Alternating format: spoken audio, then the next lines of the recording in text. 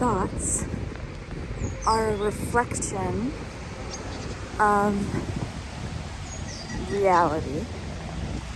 And just like an image of something, by nature, by definition of what an image is, lacks a dimension that the original thing had. Just like that, thoughts can't solve things in reality because they are by nature so different and so restrained by this lack of a dimension.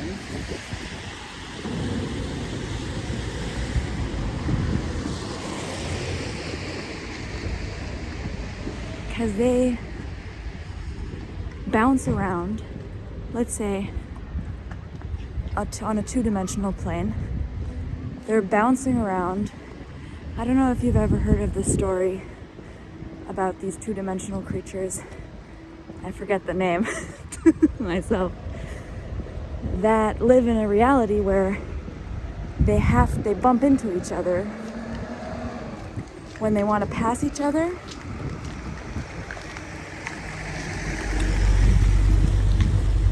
And they have no option but to go around each other, change their path on that plane in that way.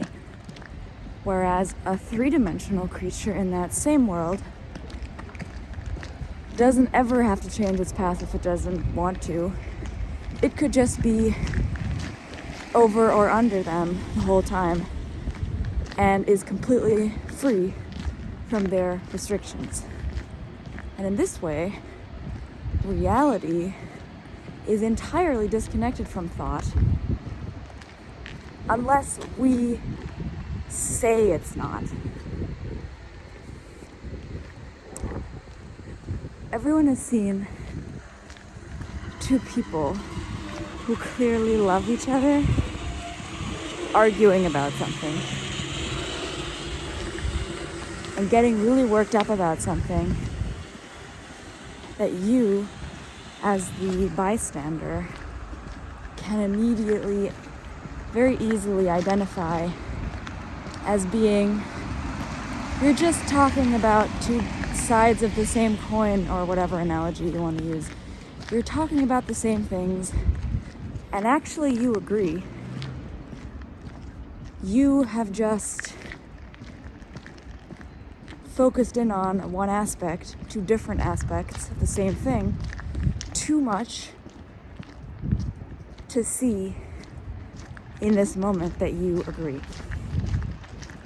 And because you are taking the thoughts that are coming up right now in this state of arousal and anger or whatever it is, as being more real than they are and more reflective of the situation, taking them to be the truth, that's why this situation persists. And you continue to try to make the other person see your way, and you continue to feel unheard and unseen, because you're in a state of contraction. Contraction means hardness, stiffness, exactly the lack of flexibility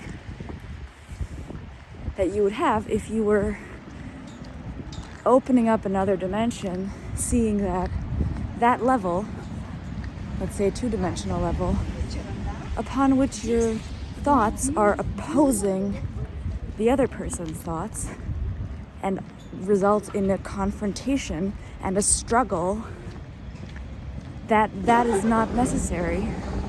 And were you to dip into the next dimension, the whole issue could be resolved.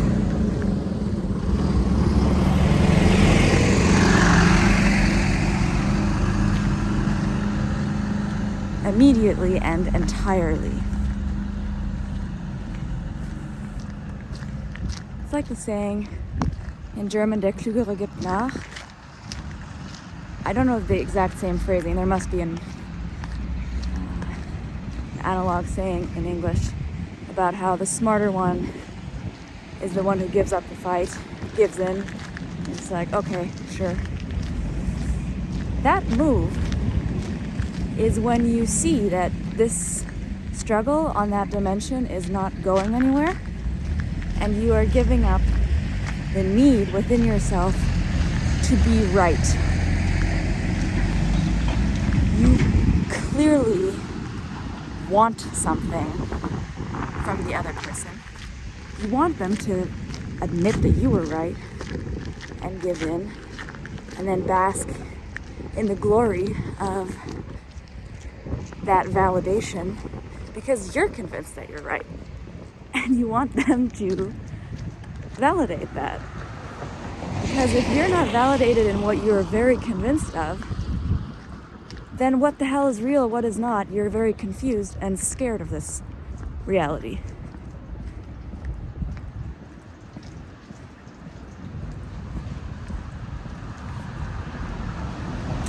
In most cases, however, I mean, presumably all cases, though I can't speak from experience of being in that place and living from there, you're probably wrong about everything.